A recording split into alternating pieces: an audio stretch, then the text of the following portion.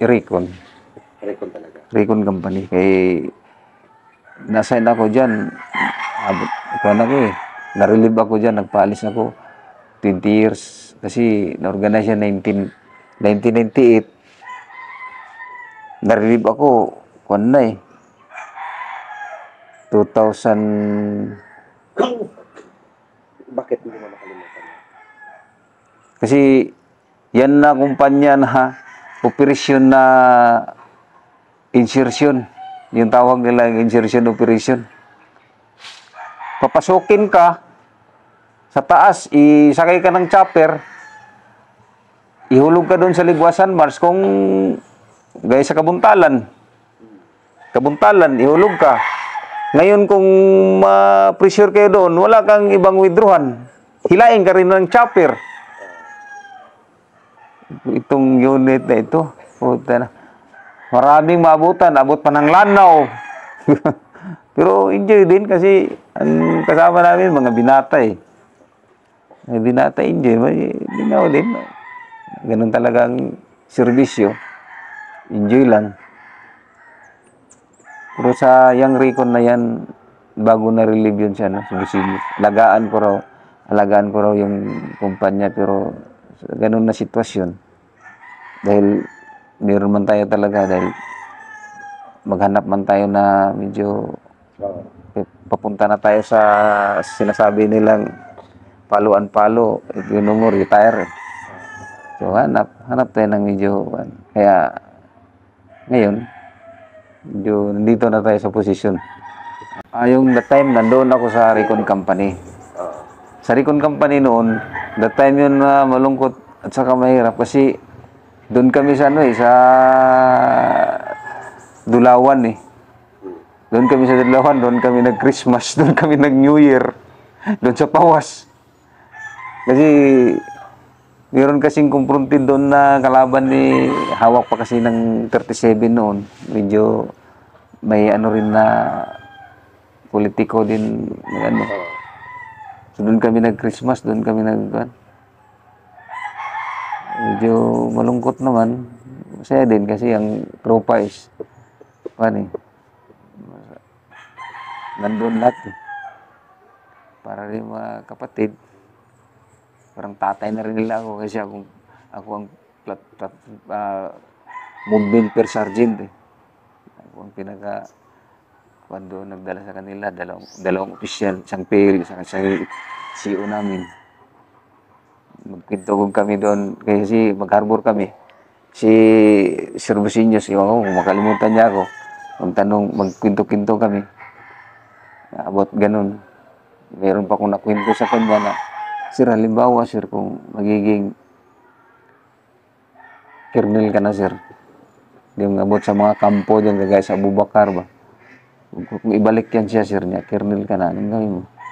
Meron pa siya nakwento sa akin na, hindi yan pwede. Hindi yan pwede. Magkwento kami, parang kapatid lang ba? Yun din ang ano ko sa Recon dahil ang unity namin noon. Maganda yung samahan, di ba? Magandang samahan. Kasi yung CEO namin, si Lieutenant Busiños, Colonel na ata ngayon. Kay last kong nakita siya, Lieutenant Colonel na. CEO na siya ng 7 SF Company, SF Battalion sa Hulo. So, kung ano yung magtanong man siya sa akin, anong ikaganda, so mag-suggest ako, i-honor man niya. Yun lang ang ganda niya. Ako kasi, ang lahat ng moral ng tropa, ibigay ko. Dahil doon lang ang doon lang ang tropa natin na kahit tinapa or goodbye my head, lalaban talaga yan. Patayan kung patayan. Mission accomplished. Ano yung goodbye head? Yung mga bulad na bulad na tamba ay hindi yan. Kanang yung galunggong, pag lutuin mo yan, prituhin mo, lipad ang, siparit ang ulo at saka goodbye mate, laban na yan, basta high moral ang tropa, yan lang ang ano ko. Pag mayroong mga moral na mga promotion, Kung yung mga medyo deserving na tropa, i-recommend ko talaga yan. May bigyan ng ano, para pagdating sa mission, accomplish. Yung recon company is sa akin, nandito yan sa akin. Kasi kami ang pioneering, tapos dyan din ako nakilala. Kasi noon, pumasok kami ng 6th Division noon, kami lang iba ang uniform. Kami ang naka-tiger suit. Pag makita nila, recon yan. Parang siga-siga ba? Pero hindi naman. Disiplinado pa rin. Kasi kung galing kami sa operation, para rin sa regiment, mahabang bungot, ganun ba? So kayo lang yung naka-tiger suit. Oo, no. Meron ka pang uniform yan ngayon. Wala na yun, wala na. Tagal na Ibang kasi unit. Oh.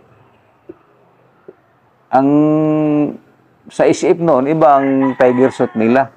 Sa amin, talagang tiger suit. Wala, anong pinakaluma mong uniform nila ngayon? Wala na. Yung ano na. Meron Black dyan. Ang black suit, hindi ko yan hindi ko yan walain. Nandyan pa talaga tinagutaguan ko yan Tinagutaguan ko yan yung black suit. Kasi yan ang pag-schooling namin ng ranger, pagdating namin sa Nikdaw, galing kami ng Purupir sa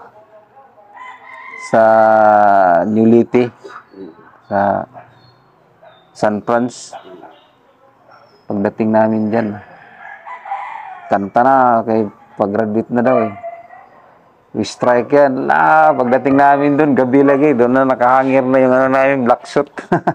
para kang, ako, magsalita ako, para kung kinikiligan para kung halimbawa ba, kasi, para kang binuhusan ng graduate na tayo, ingat na lang, 1 minute. Anong kwentong training mo, Master, na hindi mo makalimutan? Yung sa Ranger. Bakit? Anong naging Yung iko-iko. Yung iko-iko talaga. Hindi ko makalimutan yan. Diyan ako na-collapse Yun ang kasi yung iko-iko kasi. Yung isa naman namin kasama, yung katim ko, nandun pala yung password. Sinulat doon sa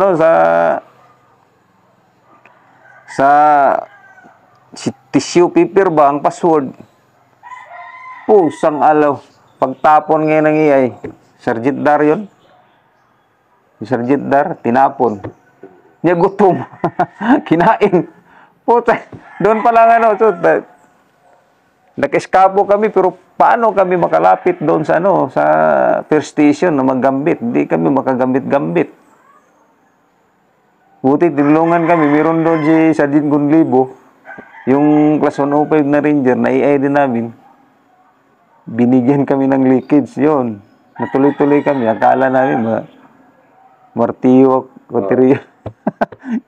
Di kami, pero maboard pa man yan. Pero yung sa test mission talaga, yung tinamaan yung kaldero ko. Tinamaan yung kaldero ko sa buko-buko. Kasi doon sa complex kasi sa Marihatag complex is git-git. Yung tinatawag nila doon na git-git. Git-git. Hirap yun. Kasi yung second jump off namin, doon kami nag-umpisa sa dinala kami sa sa Jatagon. Dinala kami doon. So, matindi rin naman. Oo, Jatagon, nag-jump off kami doon. Test mission yun tanggo-tanggo yun. Ang hirap ko doon, na hindi ko rin makalimutan na experience ko, yun si Sergeant Nicolas, yung PTNCO namin, kinuha yung doyan ko, pati punso ko. Sabi sa akin, ranger ka, kayang-kaya mo yan. Sumigaw ako doon kasi maraming alimatok. Doon ako magitulog sa ako nagsako doon sa ilalim ng team leader ko, si Corporal Uchiki. Doon ako magtitulog sa kanya. Tiis talaga para lang maging makuha ang tabak. Tiis. Tiis din nung nakagraduate. Ano yung kwan, Master, mo? Kung sa pagsiservisyo mo sa bayan, ang tagal mo rin pinaglalaban yung bansa natin, sinakripisyo mo na yung pamilya Mm. para lang sa serbisyo. Kung may mensahe ka sa ating mga kabataan, siguro mga anak mo na rin. Mm. Ano yung message mo? Ang message ko sa kanila, mag-aral sila. Bago gusto man nila magpasok ng sundalo, mag-aral sila. Para pagdating nila sa makapasok man sila, kung makaranas man sila ng naranasan ko, hindi siguro nila ano yung experience dahil may knowledgeable sila sa about sa admin. Hindi ko man kagaya noon na doon naman lang ako nagmamarunong, nag-learning talaga ako. Pag corporal, nag-learning ako. Kasi kung sa isip, kung isang sundalo ka lang, rifleman, kung wala kang development sa sarili mo, hindi ka self-study, self-training, wala rin. Hanggang ano ka lang, rifleman talaga. Meron mga sundalo na ganun. Yun ang ma-advise ko sa mga kabataan yung mag-aspire na magiging sundalo, mag-aral muna. Mag-aral para pagdating doon, may skill na. Gaya ng mga computer. Kasi level na tayo ng computer High-tech na ngayon. So, mag-aral ng mga high-tech. Ano yung sir? Last na isingit ko na lang. Bilang isang Scouts and Alumni Association, ano ang parang nadagdag o nabago sa inyo na dumating sa kung anong mag-retire na kayo? Nakatulong ba ang ISRA sa inyo? Mas bumalik ba yung pagka-musang nyo? Doon naman sa ngayon na asosasyon na natin, organisasyon naman ito kay Whole Philippines na ito Sa organisasyon naman, magpasasalamat din ako na-create ito ni Sir Clarin. Dahil yung ISRA. Dahil doon makikita yung camaraderie, nasamahan mo sa bilang isang rin, mas senior mo man, senior class mo o lower class mo, is iisa lang ang natin pinagdaanan. So, basta iba talaga ang graduate ka ng musang. Basta may tabak. Iba ang pinagsamahan. So, ano yung mga plano nyo dito sa local? Ano yung mga nagawa nyo na? Dito sa lokal, tulong lang kung anong mga dito sa activities ng barangay namin. Kung meron silang itanong sa akin o iutos, tumulong ako, mag-advise, o gusto nilang advice, gawin lang akong advice. Magbigay na ako ng advice. Kaya dyan ng karsada namin. Yung karsada namin, so wala tayong magawa. Naggawa ko ng meeting dito na ganito ang problema natin. Solusyonan natin ito, tayo na makabenefits. Pero meron na kayong mga din, mga benefits, Meron na, binigyan kami ni Gublala ng culvert. Tapos yung city naman, LGU City, sila na ang nag-provide ng equipment. So nailagay namin yung culvert, dalawang portion ng culvert. So, ano may pagmamalaki mo sa ISRA sa inyo? Malaki talaga Dahil una-una sa camaraderie. Pangalawa is makikita mo yung profiling mo. Senior mo man, malayo ang agwat ninyo, is malakas pa rin. Matibay. So, may compare ko yung sarili ko. Kung meron man ako mga sakit-sakit konti, magiging smart pa rin. Dahil yung senior, kagaya ng vice president namin dito, si Master Marpil, class 25. Kung ilang dekada na yan, 70s pa yata yan nagkuhan 74? O 70, 75, 76. O di, malakas. Matibay. Disiplina sa sarili ba? Yun lang ang ko sa mga musang na senior ko.